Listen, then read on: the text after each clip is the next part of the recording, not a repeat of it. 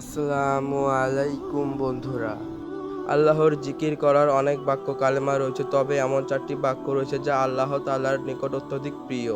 আবু হুরায়রা থেকে বর্ণিত হাদিসে রাসূল বলেন, আল্লাহ তাআলা 4টি বাক্য নির্বাচন করে নিয়েছেন: সুবহানাল্লাহ, আলহামদুলিল্লাহ, লা ইলাহা ইল্লাল্লাহু ও আল্লাহু আকবার। এই 4টি বাক্যের মাধ্যমে আমরা আল্লাহ তাআলার পবিত্রতা বর্ণনা করি, তার প্রশংসা করি, তার একত্ববাদের স্বীকারোক্তি দেই এবং তার বরত্ব স্তুতি বর্ণনা করি। এই 4টি বাক্য মানুষের গুনাহগুলোকে ঝরিয়ে দেয়, যেমন শীতকালে গাছের পাতা ঝরে যায় মৃদু স্পর্শে। আনাস থেকে বর্ণিত হাদিসে এসেছে, একবার নবী গাছের একটি ডাল ধরে ঝাঁকি দিলেন, কোনো পাতা পড়ল না। তিনি আবার ঝাঁকি দিলেন, এবারও কোনো পাতা পড়ল না। তবে তৃতীয়বার ঝাঁকি দেওয়ার পর অনেকগুলো পাতা ঝরল।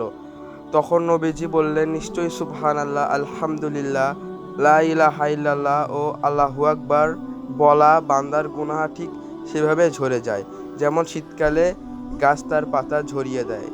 বিভিন্ন ব্যস্ততার কারণে নিয়মিত নফল ইবাদত করা অনেকের পক্ষে হয়তো সম্ভব হয় না, কিন্তু যে কোনো জায়গায় যে কোনো মুহূর্তে আল্লাহর প্রশংসায় তার জিকির করা অনেক সহজ। কোনো সময় ক্ষেপণ হয় না, কাজেও ব্যাঘাত সৃষ্টি করে না। এক্ষেত্রে উপরোক্ত বাক্য দুটি অন্তত নিয়মিত পড়তে পারি, এতে আমাদের অজ্ঞাতে ঘটে যাওয়া বিভিন্ন গুনাহ আল্লাহ মাফ করে দেবেন। হাঁটতে, বসতে, চলতে, বাসে, অফিসে, কর্মক্ষেত্রে, ডিউটিতে অনেক সময় আমরা শুধুমাত্র পাহারাদার, দায়িত্বশীল অথবা পর্যবেক্ষক হিসেবে থাকি। তখন বিশেষ কোনো কাজ আমাদের করতে হয় না, শুধুমাত্র পর্যবেক্ষণ ব্যতীত।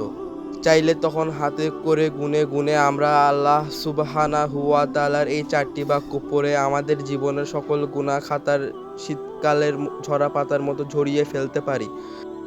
আল্লাহ সুবহানাহু ওয়া তাআলার প্রত্যেকটি মুহূর্তকে, সময়কে তার রাসূল পাক বিধান মোতাবেক পরিচালিত করার তৌফিক দান করুন।